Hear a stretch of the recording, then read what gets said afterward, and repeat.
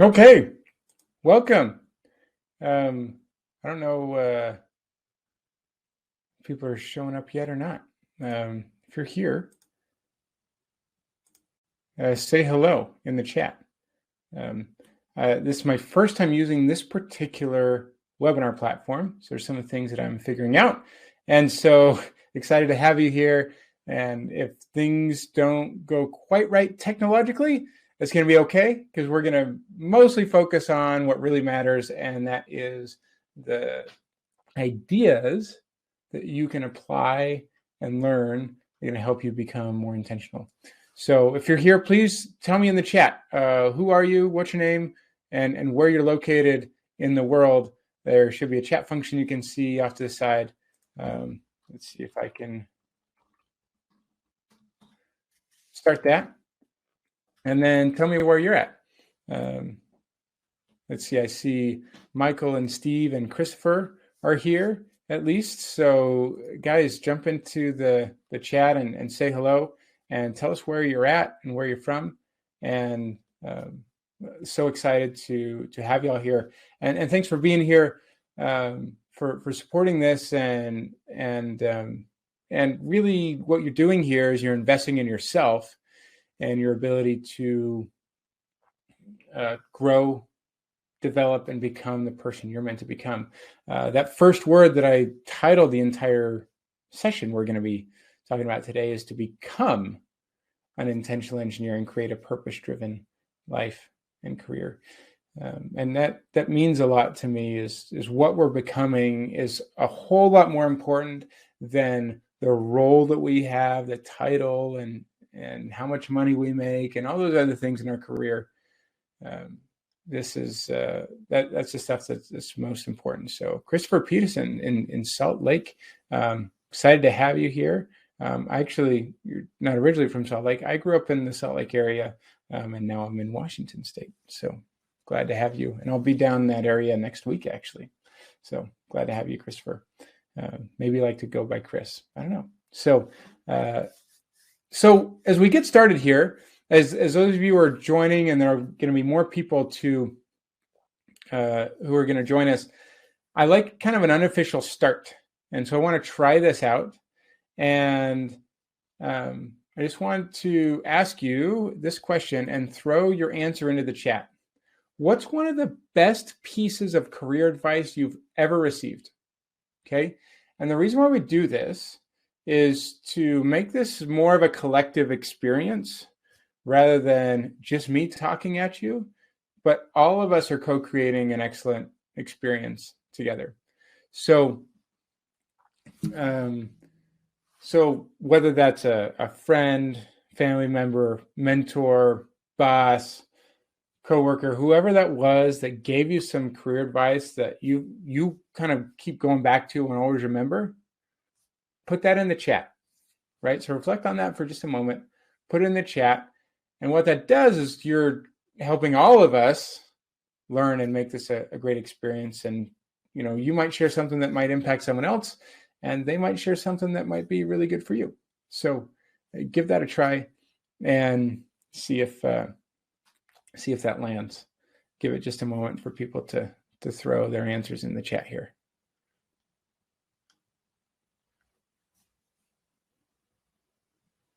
And while those are coming in, I'll share one that I think about a lot. When I was just coming out of my undergrad and I got my first job, I asked my boss, I was like, what can I do to be helpful? I want to support you. I want to help the team be successful. And he said, don't just bring me problems, bring me potential solutions. And I thought that was really good. In thinking about, sometimes we just dig into the problems at work, but also the problems that we're facing in life in general, instead of looking for what can I actually do about this. So it's a much more empowering way to think about taking on some of the challenges that we face. So what's some of the best career advice you've ever received? So Christopher says, don't ask someone to do something you wouldn't do yourself. Okay, I love that. It's really kind of leading out in that way. Greg says, don't take a job just for good pay and benefits. Absolutely. You think about, there's all sorts of other currencies and things that we care about beyond just what the pay and the benefits are that have a huge impact on our life. And we'll get into some of that later, maybe, or we can have some other discussions around that. So this is great. And by the way, there may be some opportunities for people to share. Again, this is the first time I've used this particular platform, so we'll see how this goes. I think there is a function where if you want to talk, I think it's got a hand. It says speak, and so you can press that button and speak to that if you'd like to. So thanks for that. If anyone has any other thoughts here, then please share.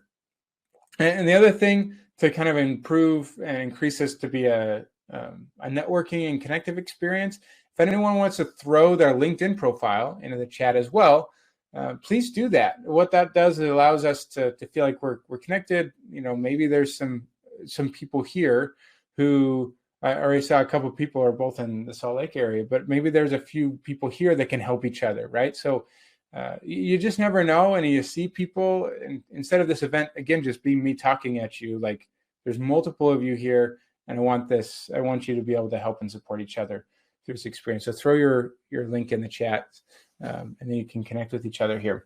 So if we haven't chatted before, I just want to give you a little bit of an introduction to me and who I am. Okay. So this is my family. This was earlier this year, shortly after, I'll get into where you can still see my face, shortly after my youngest son was born. And my family means a whole lot to me, is really important. And I love them dearly. So much of what I do. Now, my background, before I got into the engineering space, before I got into what I'm doing now, is in mechanical and software engineering. I got into engineering in the first place because I was good at math and science. I decided I wanted to be a mechanical engineer when I was in like 9th grade. So I didn't really waver from that. But when I graduated, my first job out of school was actually writing software code. And so I got experience and exposure in software. But I recognized pretty quickly that writing code all day was not my particular pleasure. But I'm glad that I did it because I get to relate with people a lot because of that experience. I went from a large company to then a smaller company. I got to wear a lot of hats, and I was doing manufacturing and product design and product management. And I was working with civil and electrical engineers and doing all sorts of stuff there. And I loved a lot of things about that. But eventually I got to a point where there was a shift in the organizational structure and my role in a way that I kind of went from creating new processes and experiences and products and things to kind of maintaining, and recognize for me that wasn't a great fit. And so I was kind of back at this level and like, what am I going to do? Where am I at? But during that time, I had opportunities to deliver trainings based on the work of the Arbinger Institute, which I think a couple of you at least said you're in the Salt Lake area. They're based just north of Salt Lake in kind of the Farmington area. Written a lot of great books and things and training on mindsets. And I first received the training, and I started delivering the training to the whole rest of the company, over 200 people. And doing that just kind of unlocked something in me that I recognized that I really loved, working with people on the human element of how we become our best selves rather than just solving the technical problems. So now I'd say, and so that it unlocked some things for me, but I was kind of at this crossroads. But it wasn't quite as simple as just two paths. It looked a little bit more like this. and like all the different options that I was facing, and maybe you've experienced something like that, or maybe you're experiencing something like that right now, because it was time for me to leave this company, but I didn't know what was next. So long story short, I spent time on my knees. I'm a spiritual person. So I was praying. I spent time in my journal, spent time reflecting, spent time talking to mentors and my spouse and other people that I respected who could see things in me that I couldn't always see. And recognized that maybe there was some way to combine my love of engineering and technology with my love of developing people. So now what I get to do is I've kind of moved from developing products and processes to developing people. And that's kind of what this is all about. And one of the reasons why I wrote The Intentional Engineer, which is kind of what we base some of the things we're going to be talking about today. So it's just a little bit about my story. If that resonates with you, great. Now that's totally cool. But I think it's important for you to know where I come from and why I do what I do. And what this is really about is unlocking potential in people. Because if we can unleash your potential, help you see things that perhaps you don't see or believe about yourself right now, then you can do and be amazing. I think you already are amazing. We just need to uncover that. Okay. So as we move forward here, I just want to give you my intentions for our session today. Okay. We're going to talk about what this word and this idea of being intentional is even about. We're going to talk about the transformational power of mindsets to drive what we do and how we do it. And we're going to use some ideas to get clarity on what's most important to you so that you can put that into your intention and take the right action steps and present yourself in the right way. So those are my intentions, right? And all of this so that you can transform and become an intentional engineer or technology professional.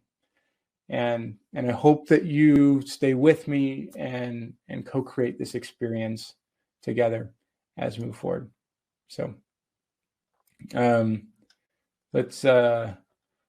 so my invitations for you though is to, number one, be present, give yourself this time, take as much as you can out of this, take notes, whatever you need to do to get the most out of this. Close off all your other browsers and stuff. Be open to ideas and experiences and feelings that maybe you didn't expect. And then take action. Find something from this session that you can do and apply. Don't just take the ideas okay, that was cool, whatever, but not change anything, because then what's the point? If you're going to be here, be as present as possible and do something about it. Those are my invitations to you, to be looking for those ways, be present, be open, and find action that you can take. Okay? So those are my intentions and my invitations, but I do want to ask you, what's your intention for this session? Think about it, but even better is to type that into the chat. And notice there are two different kind of chat areas. One is the chat and one's the Q&A. Best place for these sorts of things is the chat function, not the Q&A. We will use Q&A a little bit later, but use the chat function. I saw Adam threw in his LinkedIn into the Q&A. So that's what made me think of it. So I just threw Adam's LinkedIn profile into the chat instead. So I think everyone can see that. So, but what's your intention for the session? Get clear on that, right? Why are you here? What made you interested? And what do you hope to get out of this? What do you hope to learn? What do you hope to change inside of you? Share that in the chat. I'd love to see. Because hopefully, if I know your intentions, then maybe I can help you dig into them and reach them a little bit better. Okay? So define that. Share that with us. I would love to see that. Okay? Even if you don't share it in the chat, at least write it down or get it firm in your head as we continue forward. So let's kind of move on. All right. So let's talk about what intentionality is all about, right? This is a model that is in kind of the first chapter of the book And so the question here is kind of, where is your career right now, right? So it's kind of designed to be kind of a ladder where you might be overlooked, where you're unemployed. Maybe you're kind of in the surviving mode, kind of just doing what's obligatory just to make ends meet, to get by. A lot of people I see are kind of at this middle layer, opportunistic, taking those opportunities that are in front of us. And many engineers are paid reasonably well, but a lot of times disengaged or misaligned in some way, right? The shift that we're trying to get to is to get over that line, get on the other side, start being intentional, should drive more purposeful growth, and then even later be more impactful, impacting beyond just our own satisfaction, but our impact towards others, to maybe dive into our life's work. And I see a couple of people shared some of their thoughts to that question, like, what's your intention? Hey, I picked up your book and I'm hung up on the questions at the end of the first chapter, trying to get some better ideas on how to gain some clarity. And then another one saying, been studying mindsets lately, and I'm looking for more opportunities to learn about growth mindsets. This is all great, and all things that I hope we can help you with. But just like wherever you're at, just kind of define for yourself, and maybe you can look at those, 1, 2, 3, 4, 5. Just throw in the chat. What layer do you feel like you're in right now? So overlooked and unemployed would be number 1. If you feel like you are being really intentional, and then you'd say level 4. Throw that in the chat real quick, and see where people are at. Usually I see a whole lot of people in levels 2 and 3, maybe occasionally 4. Don't see a lot of people give them a 5 right now. Totally cool. But I see a whole lot of people in 2 and 3 when I ask this question. But really what intentionality is about is kind of like identifying what's most important to you, and letting those intentions and those things that you identify to guide you in your life. So a few things that could guide you, right, is things like core values. And there's an exercise in the book that helps you uncover those core values and define those for yourself. Those career aspirations, heard another friend and mentor of mine, he calls them righteous desires, things that are really, they feel good, they feel right, and they're strong desires that you have. And maybe separate that from goals even. I use the word goals in the book. Sometimes goals get a bad rap, but however you want to call it, these things that you really care about, and using those intentions to guide you. That's what intentionality is all about, so that you can chart your path in alignment with those things. That's the whole point. Because if you're not intentional, the world is going to create paths for you to take. I think the first quote I have in the book here is from one of my mentors, Richie Norton, who says that intentional living is the art of making our own choices before others' choices make us. Right? So if we don't choose who we want to be and who we want to become, then the world, our family, our friends, our boss, our job, and society, that's all going to choose for us. But I don't think that's what any of you want to do. So, are you going to let your career just happen to you, or are you going to decide what you want to do in your career and beyond just your career, right? So I think about this with like the story of Alice in Wonderland. If you're familiar with the story, this is from the old cartoon movie. And Alice is going through kind of this deep forest in Wonderland, and comes up upon this kind of cunning character, the Cheshire Cat. And she says, "Hey, would you tell me, please, which way I ought to go from here?" And the cat isn't really a fabulous mentor or coach, like doesn't really help her much, but it does tell the truth. He says, "Well, that depends a good deal on where you want to get to." And she eventually says, like, "Well, I don't know where I want to get to." He says, "Then any path will get you there." Right.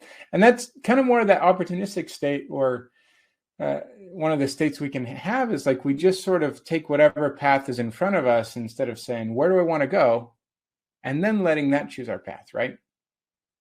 So, so a couple different ways to think about how we define that intention, a couple of metaphors to use here.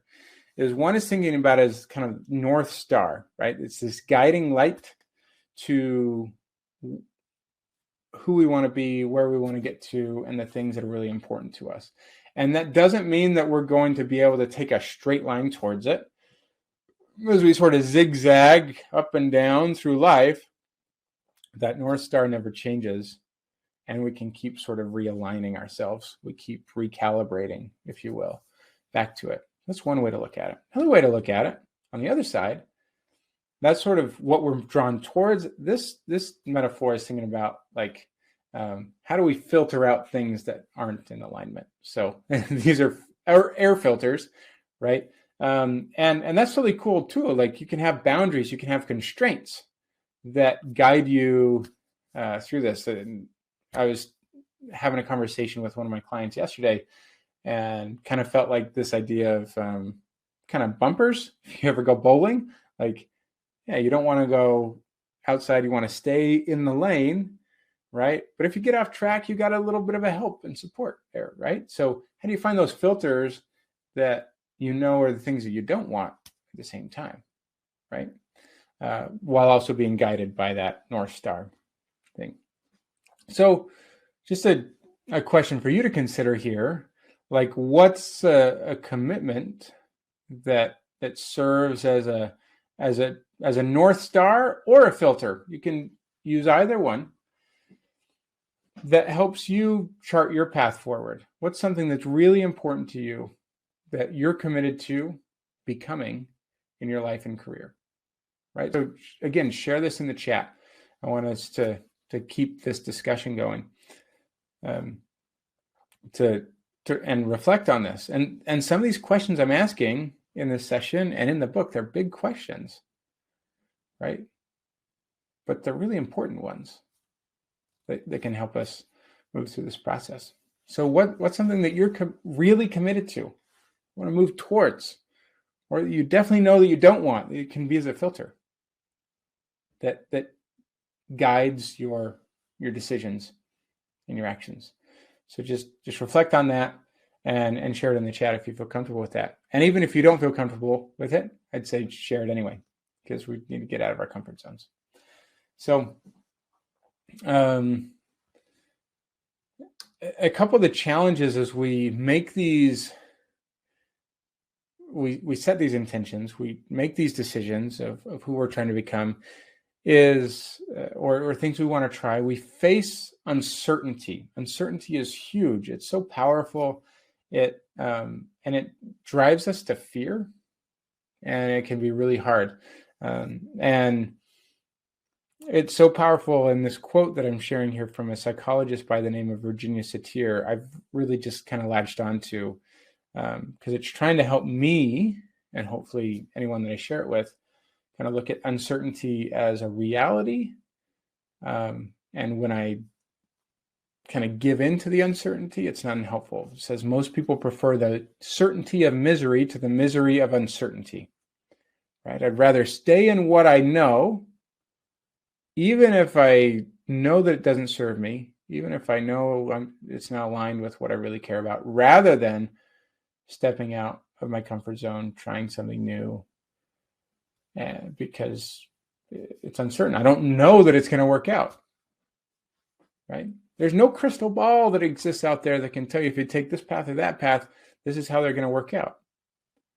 It's called life, right? But that uncertainty can freeze us sometimes from doing anything out there. If instead we can embrace the reality of uncertainty and see our path as see ourselves as kind of growing and developing and iterating rather than fixed where we're going to be, and we can step forward with a little more confidence. That's one challenge to this process. Another one is, I'm going to actually read you a quote from the book. So it is called The Idea of Resistance. So this comes from a book called The War of Art by an author by the name of Stephen Pressfield. And I quote it in the book. It's on page 19 if you've got it. But he says, he's talking about this idea of resistance. Resistance is what he names these things that hold us back or try and get us from making progress. And this is what he says. He says, remember our rule of thumb. The more scared we are of a work or calling or intention, the more sure we can be that we have to do it. Resistance is experienced as fear. The degree of fear equates the strength of resistance. Therefore, the more fear we feel about a specific enterprise, the more certain we can be that that enterprise is important to us, to the growth of our soul. That's why we feel so much resistance. If it meant nothing to us, there'd be no resistance, right? So that fear you feel, if you say, this is something that's important to me, this one I want to try, this is who I want to become, and you feel that fear, like, oh, who am I to do that? I don't know if it'll work out. All those things. That's resistance talking. But it's also an indication that you actually care about it. If you didn't care about it, it wouldn't be fear, right? You just like, whatever. Like, yeah, I'll try it. Okay. But also those things that you are thinking about yourself, limiting beliefs, probably aren't true. So, another question. What are you afraid of? What is your primary resistance to making the change that you want to make? Greg sharing with us, he does not want to go back to working in the construction industry. Someone else might say they love the construction industry. Great. Like, you have that realization about yourself for whatever reason, whatever that experience is, whatever you feel like is aligned for you and what you care about. Fabulous. That's your intention, right? That's your North Star, or that's a filter to talk about our previous question. But now, what is it that you're afraid of? If you identify what you want to do, what are you afraid of kind of stepping into that and trying that out? Okay. Ensuring I can keep providing for my family. Yeah. Big deal, Christopher. These are constraints. These are things that are very important to us, because that's probably for you, I know it is for me, a big purpose for why you work in the first place. Okay. And even beyond that, it's like, provide what? Like what kind of life do you want to provide for your family? But that's not just like how much money so that you can go on trips. It's like what you're able to be, the kind of mother or father to kids, and husband or wife to a spouse, whatever that is. Our work could facilitate that and help us be that, or it could hinder that, right way. Afraid of losing current standard of living. So that's great. Yeah, makes sense. Kind of get used to a certain standard. It's hard to take a step back. Sometimes we talk about it as like golden handcuffs or something, right? Makes it hard to make a change. Okay, so whatever that is for you, identify that, but then ask yourself, does that serve you?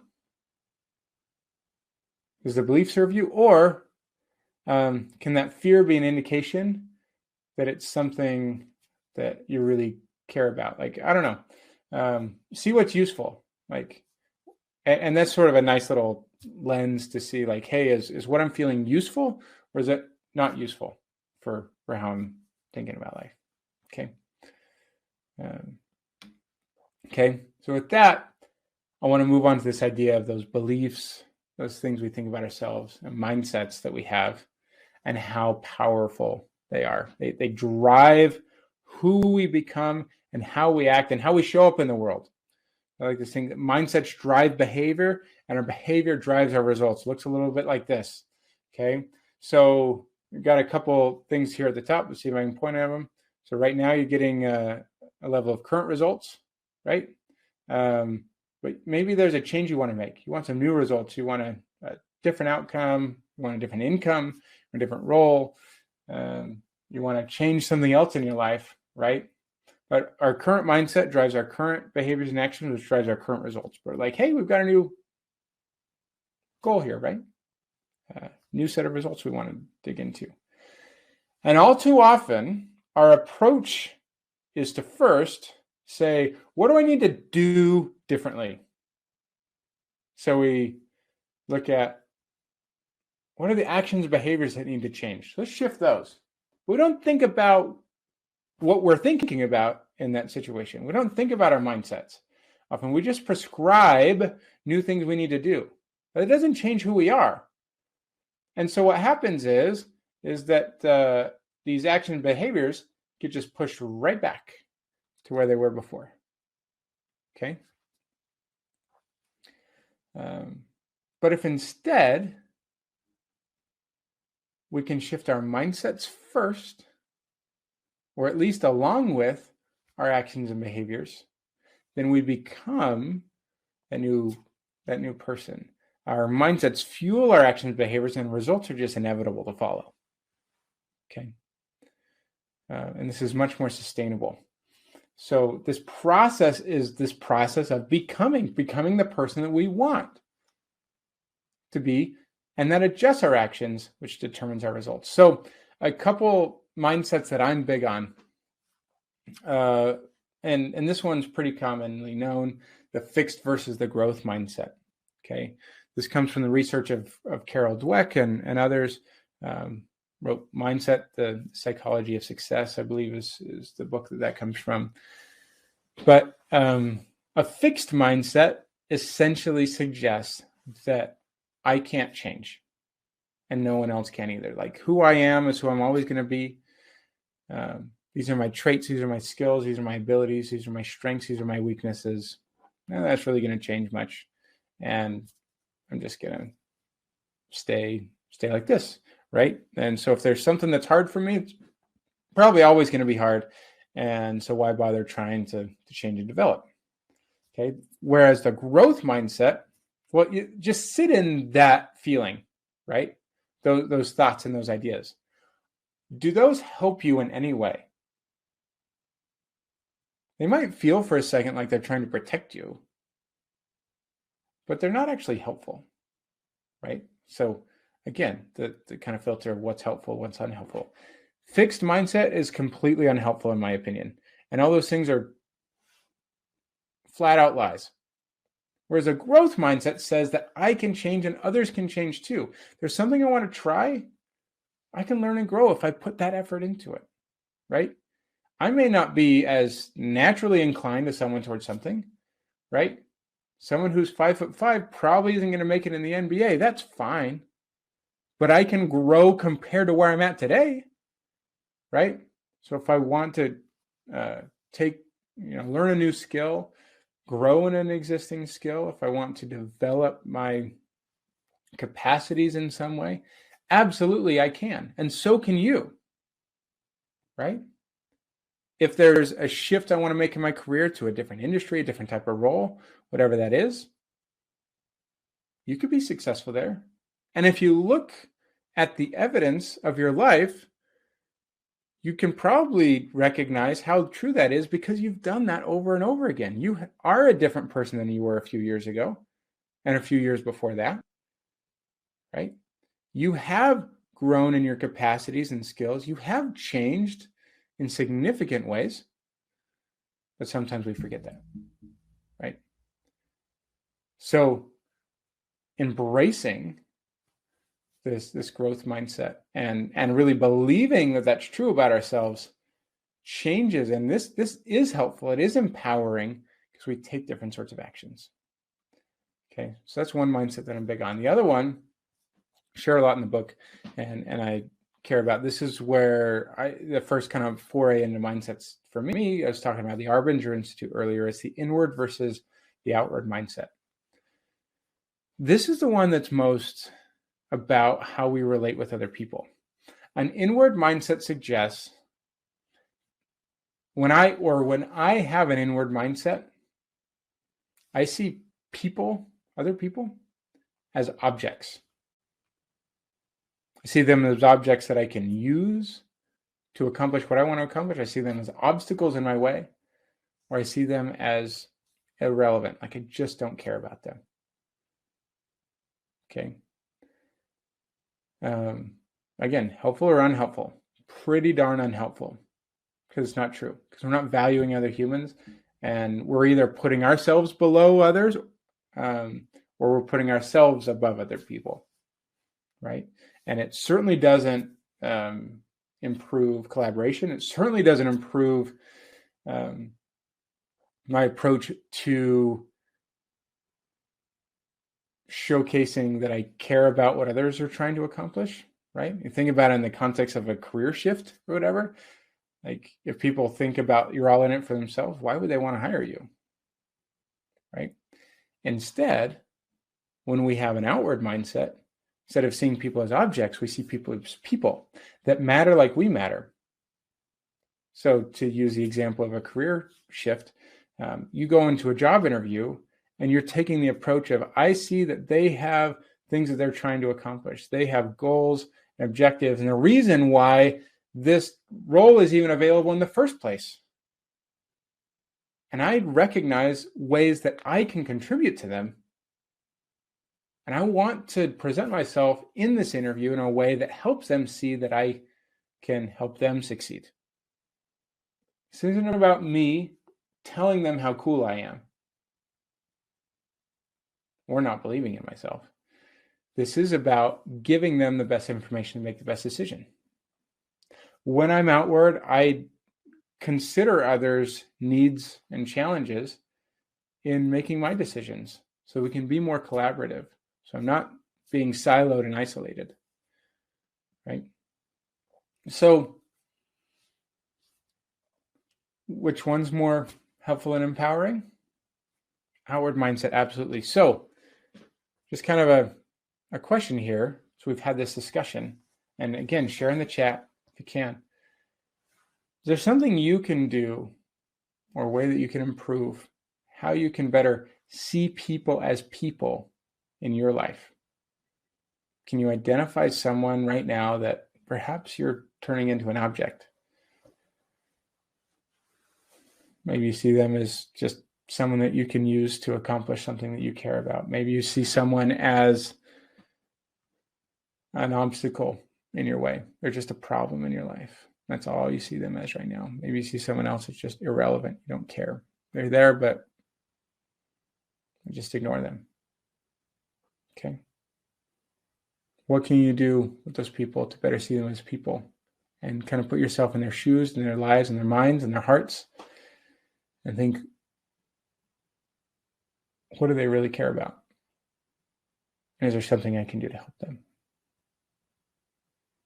And if you're thinking about, again, put it in the career context, see people that you reach out to, see people that you network with, see people that you interview with, jobs that you apply to as people that have challenges and opportunities that you can help and serve. How can you do that in a better way? Right? These are these operating questions that change who we are, which drives the actions and behaviors that we take, which will drive our results. You're going to show up differently if you change these things, right? So I'm asking you to throw away these unhelpful, and it's not just like waving a magic wand and it all goes away. It's a process, right? But we need to identify these things that are unhelpful and find ways to reinforce what actually is.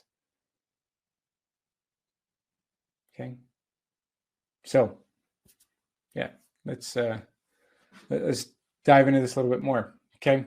So this is fun, and I hope you're enjoying this. So I'm going to turn this off for just a little bit. We talked about what intentionality is all about. We've talked about shifting our mindsets a little bit, why that's important, and some of the mindsets that we can shift. Now I want to talk about clarity. And I know someone earlier in the chat said, hey, I'm trying to figure out this clarity thing, figure out what I really want to do, who I want to become. I want to talk about clarity in the context of where you can be your absolute best. And where I have found we can be in our absolute best is when we're in what I found is called the genius zone. Another set of words that's used to describe this is your unique ability. Okay.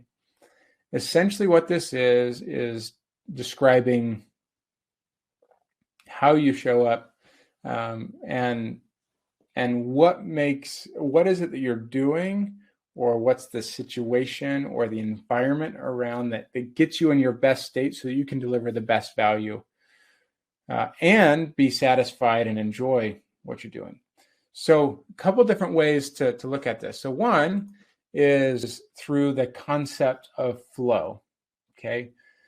If I'm pronouncing his name right, the concept of flow comes from a researcher by the name of Mihaly Csikszentmihalyi. He's now passed away in the last couple of years or so. But you can see in this chart, to get in this flow channel, go this way. Yeah, there we go. Sorry, everything's mirrored. It's kind of confusing. To get in this flow channel, it's this combination of the challenge that we're faced with our skills or abilities or capabilities to face that challenge. And if the challenge is too high, but our skills are low, we're going to be anxious and fearful. If our skills are high, but the challenge is low, we're going to be bored. It's getting the right combination that gets us in that flow channel. Right? So, but what flow is the state of being fully present. We almost lose track of time. We're enjoying ourselves. We're in another way, like you're in the zone, right? Just kind of locked in, right? What is it, if you can look back on your life, what are you doing? What's the environment? What is it that, and what experiences can you look back on like, hey, that's when I was in flow. That's when I was in the zone, right? We all have them. What is it for you? If you can identify those things and find the patterns and the similarities in those situations, you can use those as saying, hey, how can I find more opportunities to do that more? Be in situations and have opportunities where I can be in flow more often. And that can be both in your professional and your personal life, right? I was talking to one of my clients yesterday, and he loves and gets in flow when he's on a motorcycle. It's the technicality of it, like being fully present in that moment, and it recharges him in a cool way. Okay. What is that for you? Okay. Another way to look at this, identifying a genius zone, is looking at combinations of skills that you might have, experience you might have, and then also maybe innate talents and passions and interests that you have. Any combination of those things that allows you to look at the intersection, like a Venn diagram here, and say, hey, are there intersections here that make me different and unique? Right? So this is one really simple version of one for me. In my background of a broad engineering experience, worked in mechanical, software, manufacturing, worked with civil, environmental, electrical engineers, and a lot of others, right? So pretty broad, and got into engineering leadership. I had opportunities to get into coaching and facilitation, training, and more on the human side. And I had desires and interests on mindset and emotional intelligence and some of these things. And that combination makes me unique in a way that takes an approach to the work that I do that's different than most people. Okay, so that's a personal genius zone for me. What is it for you, right? What are those skill? You can just go and write down, here's all the things that I have. Here's all the things that I've done. Here's all the skills that I have. Here's some of my passions. Here's the things that I noticed that when I was a child or growing up, like that were just easy for me, that were innate, right? We all come wired a little bit differently, which is great. Like, let's embrace that. And then can you look for those combinations? They're like, oh, this combo, something that few people have. That's cool. How can I use that? Is that a genius zone that I have? Is that something that I could utilize in my career? Is that something that I would really enjoy? That also connects back with flow, maybe, right? There are a couple different ways to look at this way of unlocking your genius zone so that you can get clarity in a way that if I can be in my genius zone, that's probably an indication of something you're really going to enjoy, can align your intention with that. Not just enjoy, but also deliver some of your greatest impact. Cool stuff. Okay. So I want to do a little reflection activity. Okay. If you're in a place where you can write down, or if not, like totally understand, just reflect as best you can. But I want you to take about 90 seconds or so. Okay. And I've got multiple questions here. But the whole point here is I'm trying to get you to reflect on these things. And you can answer all of them, or you can just choose one, just dig into it. Okay. And I at least want to get you started, but I don't want this to be the end for you, but just get you started on answering one of these questions. What is most important to me in my career? What might be a genius zone of mine? Explore that a little bit from what we just talked about. How do I want my career? Sorry for the typo. How do I want my career to support my life? And who do I want to become? Okay, pick one, answer as many as you can in a short time. Like I said, take about 90 seconds. I'm going to be quiet. Maybe I should have some nice little background music. I haven't figured that out. So I'm just going to make it quiet and sit in this for a moment.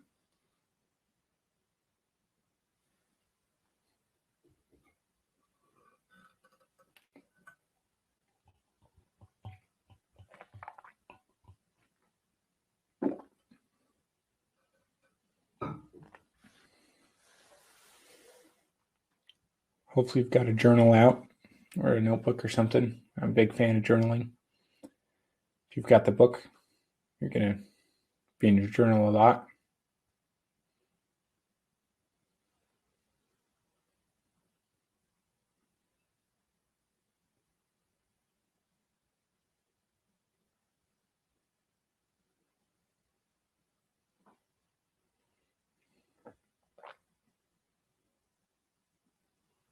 Okay, maybe about 30 more seconds.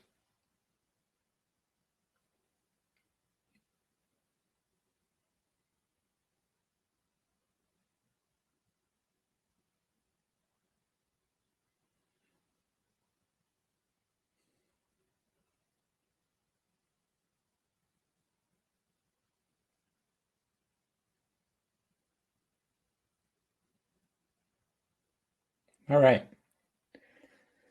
Hopefully that was some nice time for reflection and you got something out of that. All those questions are things that can help you get going on this idea of clarity and what you really care about, what's most important to you, what are those intentions that can drive your actions, right? Other tools I just suggest, I was talking about journal, like I'm big on journal. Prayer, meditation, kind of connecting with something bigger than yourself, right? Can be very helpful to engage, clear our minds a little bit, be in touch with our inner self a little bit more, and ask others, like have conversations. Who are the people that know you really well, who might be able to provide some insights to you that might either be hard for you to believe about yourself, or maybe you just aren't aware of, right? Like plenty of people that you work with, who you live with, who have been friends for years, they probably see things in yourself that you don't see right now. Ask them, what do they see? Maybe they can help you uncover some clarity that you don't see right now. Okay, there's some other ways to do that. So as we sort of start to end off here, there's kind of a summary here for you of what we talked about. I want you to get clear and define your intentions, what you really care about, who you want to become, in a way that drives your path. Okay. I want you to become aware of and find ways to shift your mindsets and beliefs about yourself and the world and other people and situations in ways that are much more helpful. Because those unhelpful things are usually vastly untrue. They're not your true self. And if you can embrace what's true, you're going to operate from a much more empowered state. And third is identify what's most important. Very connected with intentions, but get that clarity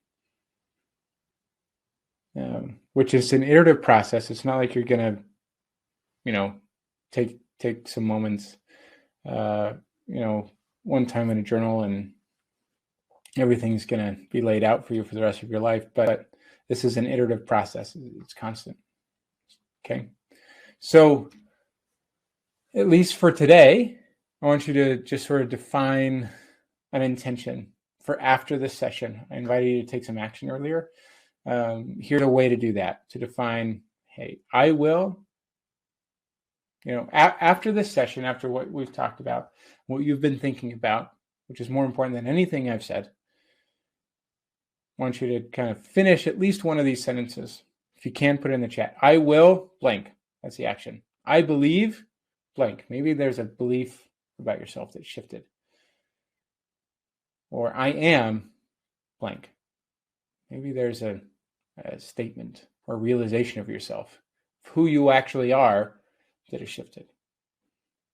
Choose at least one of those. Throw them in the chat if you can. Because operating from this is going to help you then take the action and become who you want to become. Okay? So we need to be able to do this, to find these things. Take something from this session. Set your own intention after this, right? So where do you go from here? A couple different things. If you don't have the book already, get the book. I'll share with you the link in the chat as well. If I can grab it. There we go. Okay. Link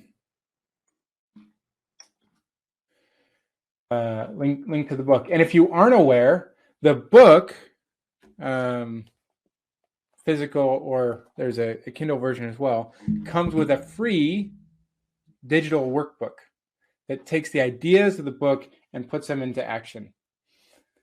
It gives you space to do some of this reflective work, to, kind of take some of the actions and see what happened and reflect on that. Okay. Get a free digital version, or if you want a printed version, you can get one of those on Amazon as well. The other thing you can, and so here's a QR code if that's helpful. The other thing to do, invite you to do, is to fill out a survey. Okay. As I created the book, I really wanted to get the book out as quickly as possible. And now I'm in the space of looking for how can we use these principles to help people in a bigger way. So I've created this survey, and I would absolutely love your input, because I'm going to create a new program, whether individual or group or something, that is designed to be as helpful as possible for you, to help you and anyone else transform. And so take this survey, please, and give me some feedback on what you would most desire and look for in a program like this. So I threw the link in the chat, or you can use a QR code that's here. Probably hard to type that out from the slide. So please, if you can, and get the book and the corresponding workbook, and take this form, and from there I'll be in touch. And when I create that, and going to be trying to get some more feedback from others, you'll be some of the first ones to know about that and have an opportunity to engage with me. If you want something else, if you want something imminently, I'm always engaging with people. Happy to have a conversation. We can have a call. Introductory call is free. Just reach out to me and let me know. And find me on LinkedIn or email me at jeff@jeff-perry.com. We can have that conversation. So at this point, I just want to be here for you, answer any questions that you might have. Or if there are any questions, you can throw them in the chat, or now is absolutely an appropriate time to use a Q&A session, either one. But I really hope this was helpful for you, and I want to be here for you. So if there's any questions, you can use the chat, or you can raise your hand to speak, which is that little hand symbol in the technology here as well. So does anyone have a question? I want to be here to help you apply any of these ideas to your specific situation if I can.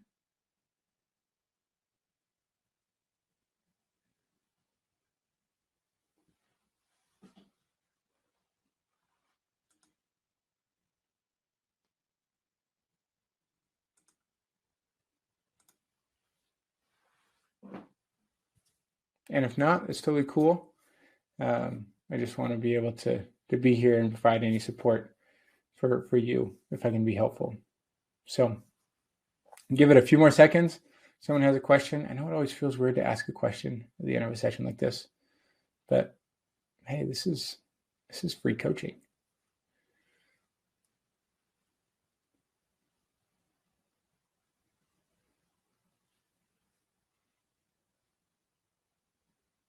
Nothing else. I just hope that you do something from our conversation today, and and let me know how it goes, because I want to hear about any progress that you make. So thanks so much for being here.